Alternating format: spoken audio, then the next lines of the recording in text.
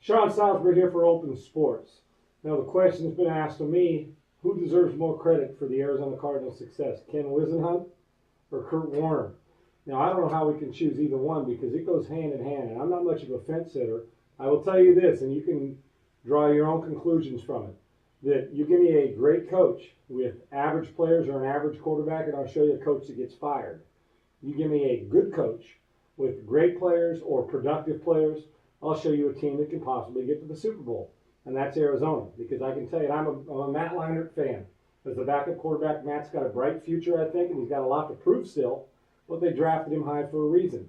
But right under the current landscape of the Arizona Cardinals would not be in the Super Bowl with Ken Whisenhunt and Matt Leinart here in this Super Bowl 43. But would they be there if there was possibly another coach, if Russ Grimm was the head coach and Kurt Warner was the quarterback? I think you probably have a better chance with players than you do coaches. Now there's some difference makers, and that's where Ken Whisenhunt comes in. And I don't think there's 25 coaches in the NFL that are difference makers. I don't when I talk about head coaches or in the NBA or in Major League Baseball. There's a select few. And what I mean by difference makers is that guy who's good for 2 or 3 games a year as a head coach because of the things he does. Bill Belichick is one of those guys. Bill Parcells was one of those guys when he was with the Giants and the things he did in New England. Bill Parcells is that type of guy. You look, I think Tony Dungy's that type of guy. Difference makers.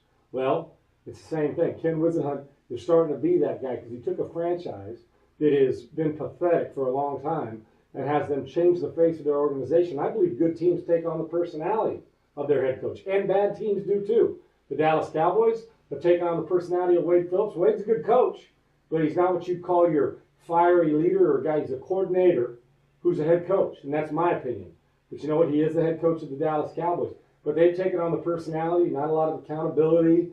You know, the guys do whatever they want. The players seem to run the show. Well, look where the Cowboys are. We're watching the playoffs just like you and I were. So Ken Whisenhunt, a huge difference maker because he's made these players adjust to how he's going to do things. Now, good coaches can also adjust to some of the players. But you know what? I talked to Drew Pearson of the Dallas Cowboys, and the great wide receiver who's been in Super Bowls. Coaches that get it, the players have to understand that the coaches run the show, and you will adjust to them like Drew Pearson and players did when Tom Landry was there. You knew who was in charge. In Arizona, I know who's in charge, and that's Ken Whisenhunt. And he's been a difference maker, and I think he's one hell of a football coach, and he's changed the way people look at the Arizona Cardinals, and he's had some good players to do it in, but he's also, personnel-wise, decisions to make who to start. Excuse me, he made the most important football decision of the year as far as personnel goes by taking Kurt Warner and starting him in August over Matt Leinart. And I've mentioned that time and time again, and we'll continue to, because you've got to have guts and 10 pounds of it to make sure that you make decisions like that and don't worry about what other people say. Well, he didn't, and look where he is now. He's in the Super Bowl. Kurt Warner's playing his third. So Ken Whisenhunt deserves a ton of credit. But you know what? I haven't seen a franchise win a Super Bowl without productive quarterback play. People are going to tell me, ooh, Brad Johnson wasn't a superstar on Tampa. But Brad Johnson played so efficiently and so good when it mattered. People are going to tell me, what about Trent Dilfer? I don't care about the numbers. I'm not talking about you have to be a superstar and put up 5,000-yard seasons. But I can tell you this, playing well at the right time, Trent Dilfer didn't turn the ball over. And in what he needed to do for the Baltimore Ravens, he was spectacular at it by protecting it, not putting his team in a bind, and they went on to win their Super Bowl. So you've got to have great quarterback play. He may not be a great quarterback or a Hall of Famer. Brad Johnson, Trent Dilfer aren't going to the Hall of Fame. But they sure as hell played good enough and really and more than good enough in playoffs to both be wearing Super Bowl rings. And Kurt Warner, obviously he's got the gaudy numbers, but he also understands how to play big in big games. So, you know what, with my quarterback, you give me a good quarterback, and it will come down to this game too. There'll be a lot of other factors. If Kurt Warner plays horribly, Arizona's not going to win. If Ben Roethlisberger plays horribly, Pittsburgh's not going to win. Now, if Ben Roethlisberger plays average, Pittsburgh, I think, can still win, but I don't think that Arizona can win without Kurt Warner being the MVP-type guy in this game.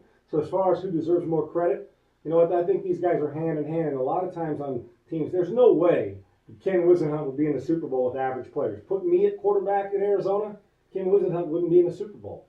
And that's the way it is. You can put Moses as a sidelines with the good Lord himself, and I'm not sure that we'd win a Super Bowl if I was a quarterback. But you got a good quarterback who gets it, who understands pressure, who's got other players and coach buying into what he believes. And Kurt Warner's got, as a veteran and one of 5 guys in the Super Bowl for Arizona, has got everybody else buying into what Ken Whisenhunt is teaching. And buy-in is important for football teams.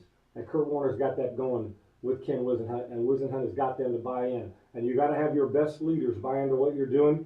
Whisenhunt has empowered his players to go out and play good football, but he also has made sure that everybody knows who the boss is and who the leaders are. And Kurt Warner has stepped up. When a coach puts pressure on you, says you have to do this, and you do it, it's a good way to get people to follow. And when you're Kurt Warner and you got players following you, that's a good thing, because Kurt Warner's been nothing but a good leader since he's been a starter in this league. So as far as who deserves more credit, I would never ever say one player deserves more credit than a coach.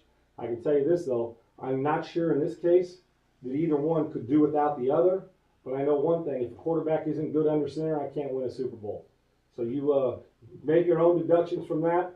But I'll tell you what, Kurt Warner and Ken Whisenhunt together have done something awfully special. Their job's not done yet. So if they can repeat what they've done in the first 3 playoff games, Kurt Warner may have his 2nd Super Bowl trophy. And obviously, I'd think an MVP if they're able to win. And Ken Whisenhunt would get his first Super Bowl as a head coach in Arizona, first championship in about 450 years. I'm Sean Salisbury for Open Sports. Think you can complete the drive? Play today and get an automatic entry to win daily prizes, 2 tickets to the big game, and a brand new car. Start your drive today at opensports.com.